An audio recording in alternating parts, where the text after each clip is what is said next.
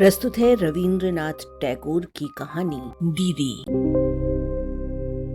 किसी ग्रामवासिनी या भागिनी के अन्यायी अत्याचारी पति के सब दुष्कर्यों का सविस्तार वर्णन करते हुए पड़ोसिन तारा ने बड़े संक्षेप में अपनी राय प्रकट करते हुए कहा, ऐसे पति के मुंह में आग। सुनकर जयगोपाल बाबू की पत्नी शशि ने बड़े कष्ट का अनुभव किया। पति जाति के मुंह में सिगार की आग छोड़ अन्य किसी दूसरी तरह की आग की किसी दशा में भी कामना करना स्त्री जाति को शोभा नहीं देता।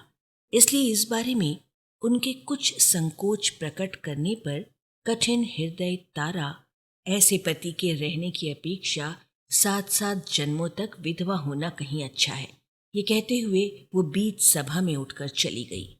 शशि ने मन ही मन कहा, पति के ऐसे किसी अपराध की कल्पना वो नहीं कर सकती जिससे उसके मन का भाव इतना कठिन हो सके।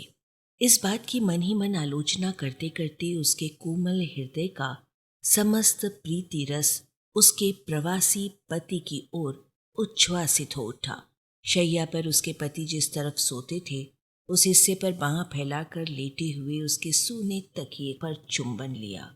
उसमें पति के सिर की सुगंध का अनुभव किया और द्वार बंद कर लकड़ी के बक्से से पति की बहुत दिनों से आंखों से ओझल तस्वीर और हाथ की लिखी चिट्ठियां निकालकर बैठ गई।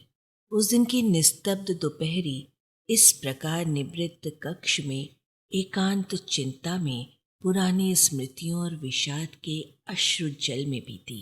शशिकला और जयगोपाल का नव दाम्पत्य हो ऐसा नहीं, बाल्यकाल में विवाह हुआ था।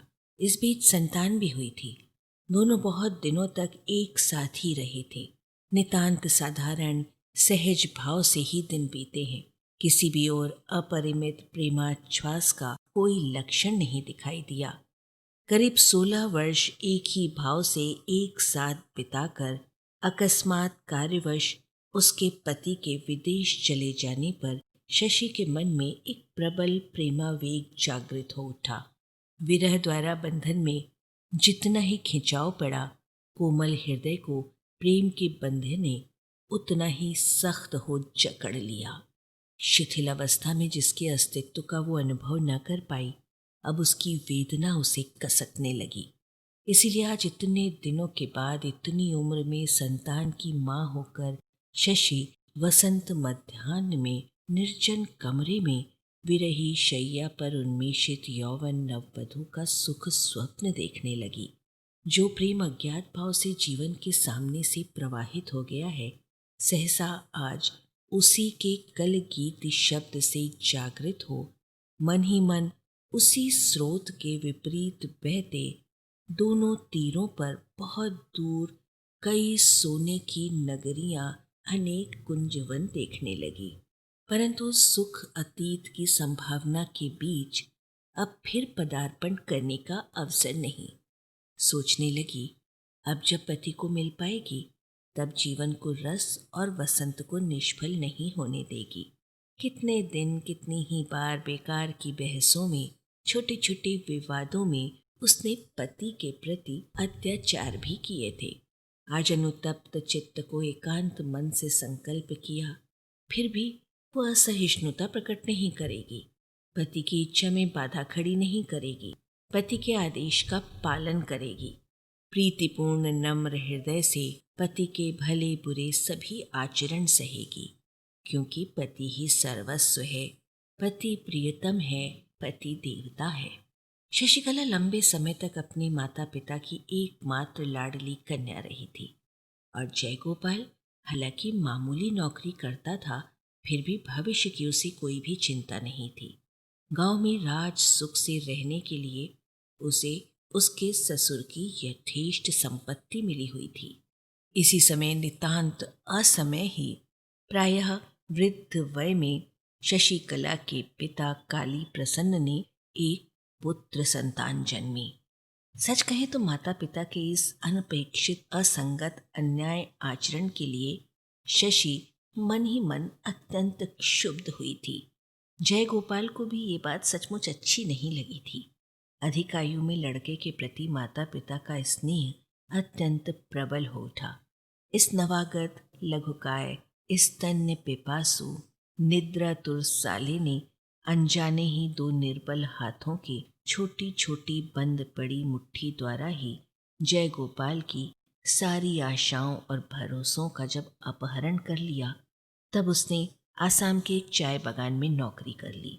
पास ही किसी स्थान में नौकरी की तलाश के लिए सभी ने उससे जोर जबरदस्ती की थी, परंतु एक तरह से हर किसी पर गुस्से के कारण या फिर चाय के बगीचे में जल्दी आगे बढ़ने के उपाय की जानकारी के कारण जय गोपाल ने किसी की बात पर कान नहीं दिया। शशि को बच्चों के साथ मायके में रखकर वो आसाम चला गया। विवाहित जीवन में पति पत्नी का यही प्रथम विच्छेद था। इस घटना के कारण नन्हे से भाई पर शशिकला को बड़ा क्रोध आया। जिस मन के आक्षेप को मुंह खोलकर कहने का उपाय नहीं, उसी का आक्रोश सबसे अधिक होता है। ये नन्हा सा प्राणी आराम से माँ का दूध पीता और आंखें मूंद कर सोया रहता। उसकी बहन दूध गर्म, भात ठंडा, लड़के के स्कूल जाने में देरी आदि कई बहानों को ले दिन रात मान अभिमान करके स्वयं परेशान होती और सबको तंग करती। थोड़े दिनों के बाद ही लड़के की माँ की मृत्यु हो गई। मरने के पहले माँ अपनी कन्या के हाथों शिशु पुत्र को सौंप गई। जल्दी ही उस मातृहीन लड़के ने अपनी दीदी के हृदय पर अधिकार जमा लिया। हुंकार शब्द करते उसके ऊपर कूद कर बड़े आग्रह के साथ अपना नन्हा पोपला सा मुंह खोलकर उसकी मुंह, आंख और नाक को निगलने की चेष्टा करता। छोटी सी मुट्ठी में उसके बालों की लटों को थाम कर किसी भी तरह छोड़ना नहीं चाहता। सूर्योदय के ही पहले जग जाता और लुढ़कता फुदकता उसके पास आकर कोमल स्पर्श से उसे पुलकित कर जोर जोर से चिहुकना आरंभ कर देता।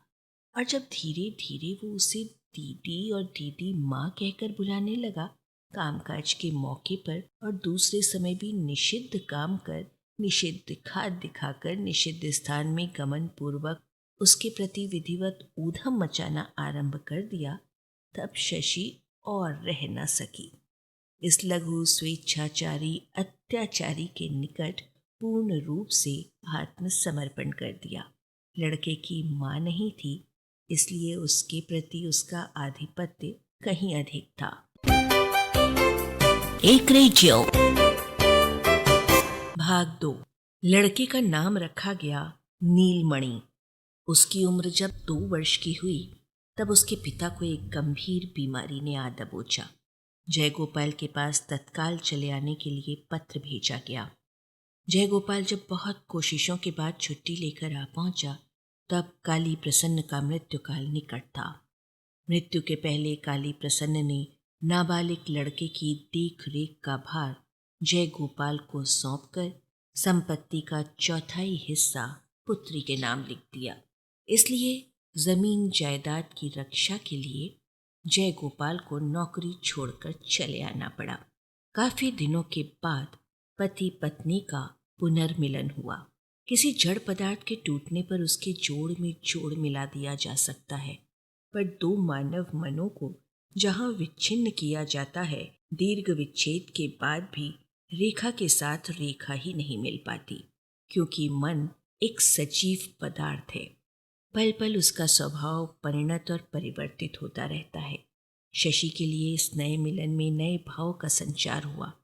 उसने जैसे एक बार फिर पति के साथ विवाह किया हो। पुरातन दाम्पत्य में चिराभ्यास वश जो जड़ता पैदा हो गई थी, विरह के आकर्षण में अपसृत हो उसने अपने पति को जैसे पूर्वापेक्षा पूर्णतर रूप से प्राप्त किया। उसने मन ही मन प्रतिज्ञा की, जैसे भी दिन आए, जितने भी दिन जाए, पति के प्रति इस दीप्त प्रेम की उज्ज्वलता को कभी भी मलिन नहीं होने दूंगी। इस नए मिलन में जयगोपाल के मन की अवस्था भिन्न थी।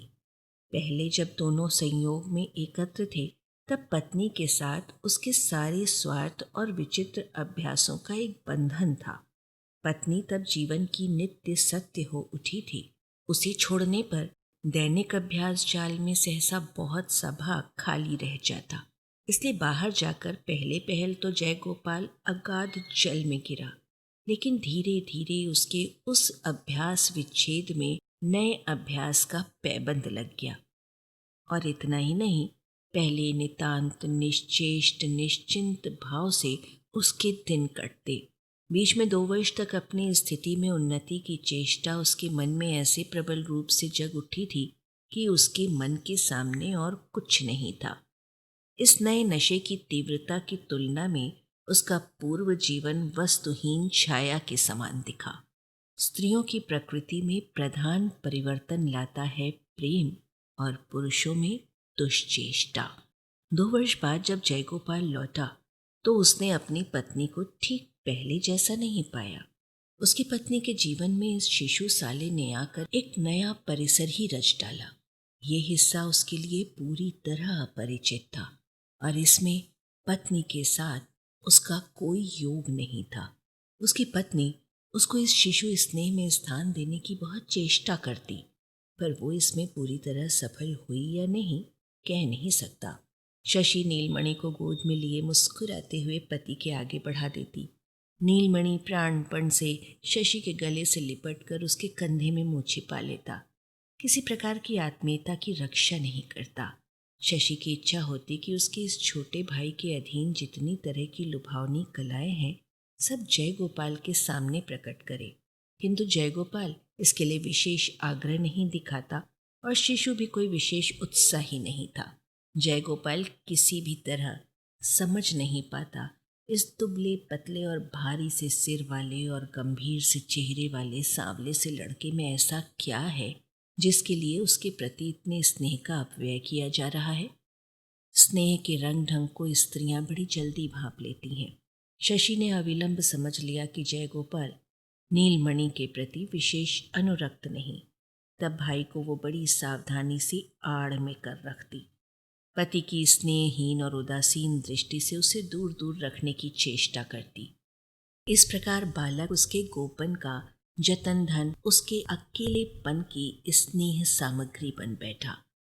सभी जानते हैं कि स्नेह जितना गोपन, जितना एकांत होता है, उतना ही प्रबल होता है। नीलमणि के रोने पर जयगोपाल पूरी तरह खींच उठता, इसलिए शशि उसे जल्दी से सीने में छिपा जी जान से हृदय से उसे चुप कराने की चेष्टा करती, विशेष रूप से तब जबकि नीलमणि के रोने से उसके पति की नींद में बाधा पड़ती। प्रति इस क्रंदन परायण बालक के प्रति अत्यंत ईर्ष्यालु रूप से घृणा प्रकट करता हुआ जर्जर चित्त से गरज उठता। तब शशि अपराधिनी सी संकुचित और त्रस्त व्यस्त हो उठती। उसी क्षण उसे गोद में दूर ले जाती और एकांत सानुनय स्नेह स्वर में मेरा छोना, मेरा धन, मेरा रतन कहकर सुला देती। बच्चों के बीच अनेक बहाने लेकर झगड़े विवाद होते ही रहते हैं। पहले ऐसे अवसरों पर शशि अपनी संतानों को दंडित कर भाई का पक्ष लेती, क्योंकि उस बेचारे की माँ नहीं थी। अब न्यायकर्ता के साथ साथ ही दंड विधि में भी परिवर्तन हुआ। तब हमेशा ही निरपराध और अविचार के कारण नीलमणि को कठिन दंड भोगना पड़ता। यह अन्याय शशि के हृदय में नटसाल की तरह बिंध जाता। इसलिए वो अपने दंडित भाई को कमरे में ले जाकर मिठाई और खिलौने देकर, उसे दुलार कर, चुंबन लेकर शिशु के आहत हृदय को यथाशक्ति सांत्वना देने की चेष्टा करती। नतीजा ये हुआ कि शशि नीलमणि से जितना ही स्नेह करती, जयगोपाल नीलमणि के प्रति उतना ही खींचता और जयगोपाल नीलमणि के प्रति जितना ही विराग प्रकट करता, शशि उतना ही उसे स्नेह सुधा से अभिषिक्त करती रहती। वैसे जयगोपाल कभी भी अपनी पत्नी के प्रति किसी प्रकार का कठोर व्यवहार नहीं करता और शशि चुपचाप नम्रता और प्रेम के साथ पति की सेवा भी करती रहती। केवल इस नीलमणि को लेकर अंदर ही अंदर एक दूसरे को रात हो या दिन आघात पहुंचाने लगे।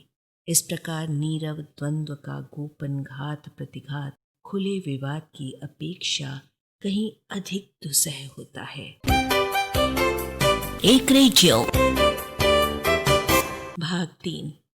नीलमणि के सारे शरीर में सिर ही सबसे प्रधान था। ऐसा लगता मानो विधाता ने एक पतली सी सींग से फूंक मार उसके सिर पर एक बड़ा सा बुदबुद पैदा कर दिया है। डॉक्टर भी अक्सर यह आशंका प्रकट करते कि लड़का भी किसी बुलबुल के समान क्षण भंगुर क्षण स्थायी होगा। बहुत दिनों तक उसने बोलना और चलना भी शुरू नहीं किया था। उसके उदास और गंभीर चेहरे को देखकर लगता उसके माता पिता अपने बुढ़ापे की सारी चिंताओं का भार इस छोटे शिशु के सिर पर लाद गए हैं।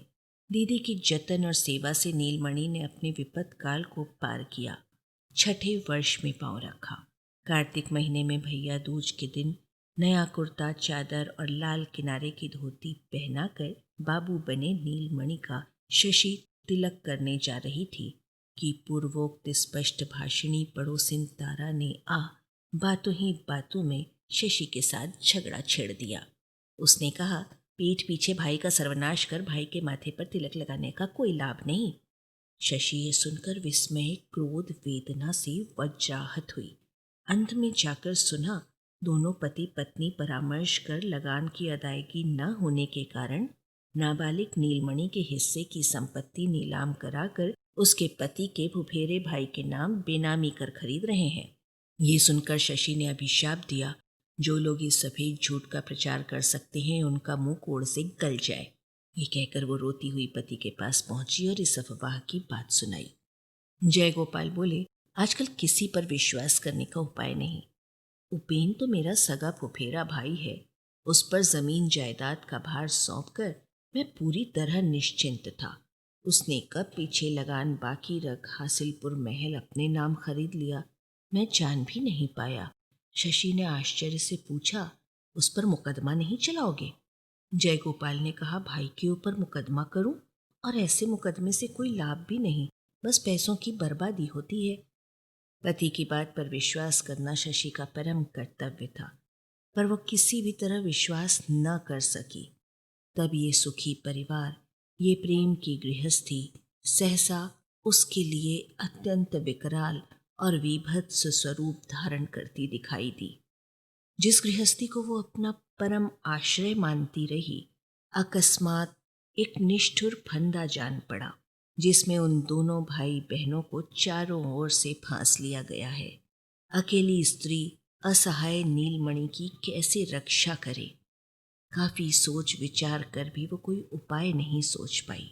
वो जितनी ही चिंता करती, उसका हृदय उतना ही भय और घृणा से तथा इस विपन्न बालक भाई के प्रति अपरिसीम स्नेह से भर उठता। उसे लगा अगर वो कोई उपाय जानती तब सीधे लाट साहब के पास जाकर निवेदन करती, यहाँ तक कि महारानी के पास पत्र लिखकर अपने भाई की संपत्ति की रक्षा कर लेती। महारानी कभी भी नीलमणि के वार्षिक 758 रुपये मुनाफे के हासिलपुर महल को बेचने नहीं देती। शशि जब इस प्रकार एक बारगी महारानी के पास अर्जी भेजकर अपने फुफेरे देवर को पूरी तरह मजा चखाने का उपाय सोच ही रही थी, तभी नीलमणि को अचानक ज्वर ने आ घेरा। उसे ऐंठन के साथ साथ मिर्गी के दौरे पड़ने लगे। जयगोपाल ने किसी गांव के गंवई डॉक्टर को बुलाया। शशि के अच्छे डॉक्टर के लिए अनुरोध करने पर जयगोपाल बोला, क्यों, मतीलाल बुरा डॉक्टर है? तब शशि ने उसके पैरों गिर सिर की कसम दी।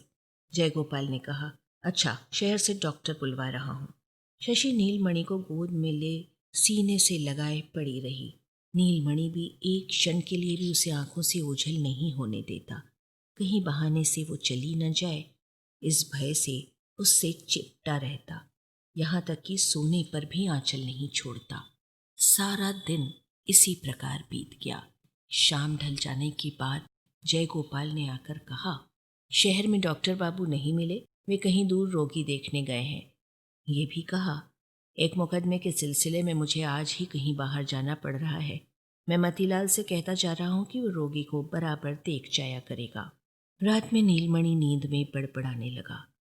प्रातःकाल ही शशि बिना आगा पीछा बेचारे बीमार भाई को लिए नाव पर चढ़ी और एकदम शहर के उस डॉक्टर के घर पहुंची।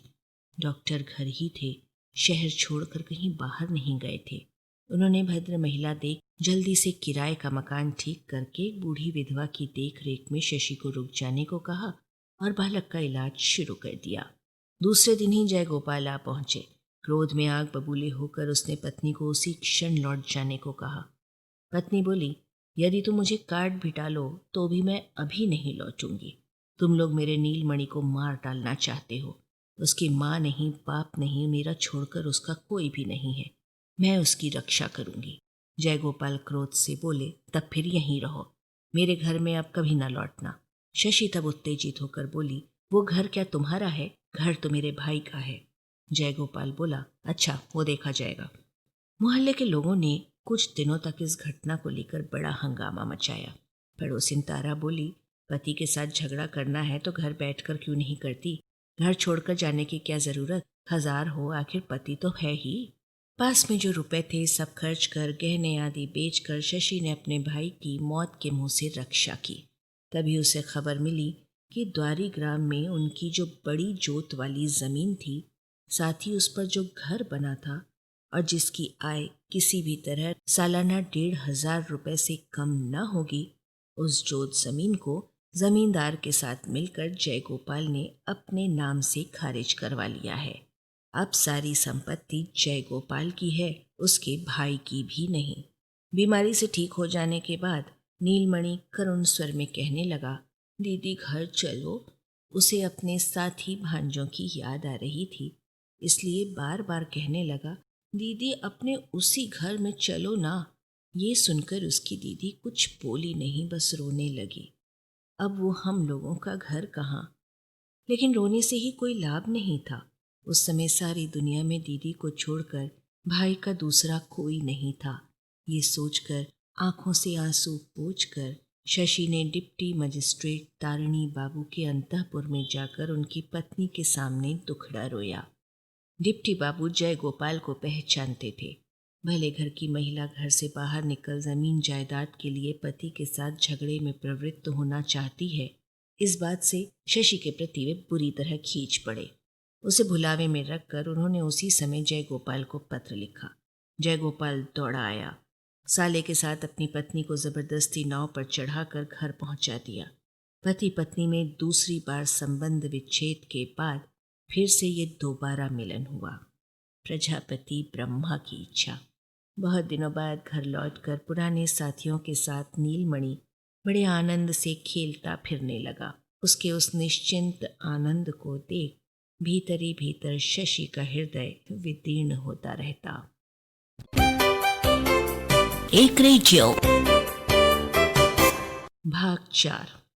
सर्दियों के दिन थे। मजिस्ट्रेट साहब ने शहर का दौरा करते हुए एक दिन शिकार की खोज में गांव के बीच तंबू डलवाया। गांव के रास्ते पर साहब के साथ नीलमणि की मुलाकात हुई। दूसरे बालक उन्हें देखकर चाणक्य के श्लोक में कुछ परिवर्तन पूर्वक नखी दंत श्रृंखी आदि के साथ साहब को भी मिलाकर काफी दूर निकल गए। लेकिन गंभीर प्रकृति नीलमणि अटल कौतूहल और प्रशांत भाव से साहब को आंखें फाड़ फाड़ कर देखता रहा। साहब ने बड़े विनोद से उसके पास आकर पूछा, तुम पाठशाला में पढ़ते हो? बालक ने नीरव भाव में सिर हिलाकर बताया, हाँ। साहब ने फिर पूछा, तुम कौन सी किताब पढ़ते हो? नीलमणि किताब शब्द का अर्थ न समझ चुपचाप मजिस्ट्रेट की ओर ताकता रहा। नीलमणि ने मजिस्ट्रेट साहब के साथ अपने परिचय का पूरा हवाला बड़े उत्साह के साथ अपनी दीदी को जा सुनाया। दोपहर में चपकन पैंट पगड़ी पहन जयगोपाल मजिस्ट्रेट को सलाम करने गया।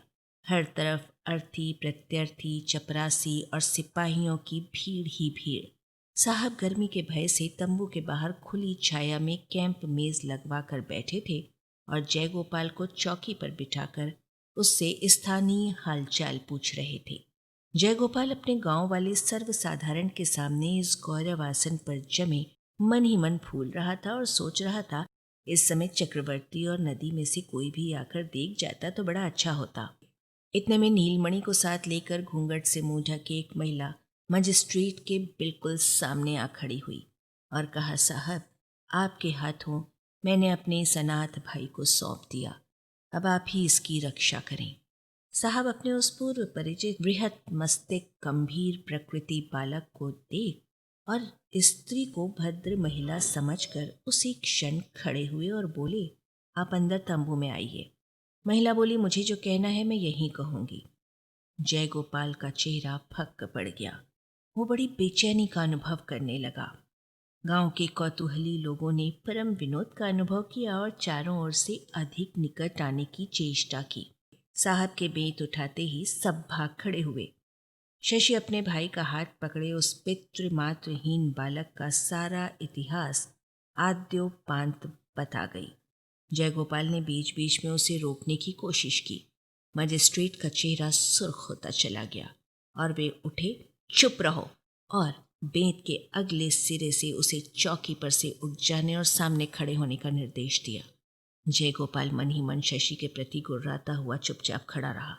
नीलमणि दीदी से चिपका ये सब चुपचाप सुनता देखता रहा। शशि की बात समाप्त होने पर मजिस्ट्रेट ने जयगोपाल से कुछ प्रश्न किए और उसका उत्तर सुनकर बहुत देर तक चुप रहे। फिर शशि को संबोधित करते हुए बोले, बेटी, ये मुकदमा हालांकि मेरे पास नहीं आएगा, फिर भी तुम निश्चिंत रहो। इस संबंध में जो भी उचित होगा मैं करूंगा। तुम अपने भाई को लेकर निर्भय घर लौटकर जा सकती हो।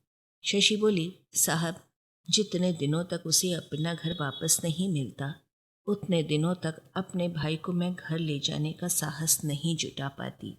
इस पर नीलमणि को आपके पास न रखने पर इसकी रक्षा कोई न कर सकेगा। साहब ने पूछा, तुम कहाँ जाओगी? शशि बोली, मैं अपने पति के साथ घर लौट जाऊंगी, मुझे अपनी कोई चिंता नहीं। साहब थोड़ा हंसे। गले में ताबीज पहन कृष्काय श्याम वर्ण गंभीर प्रशांत मृदु स्वभाव बंगाली लड़के को साथ ले जाने को किसी तरह राजी हुई।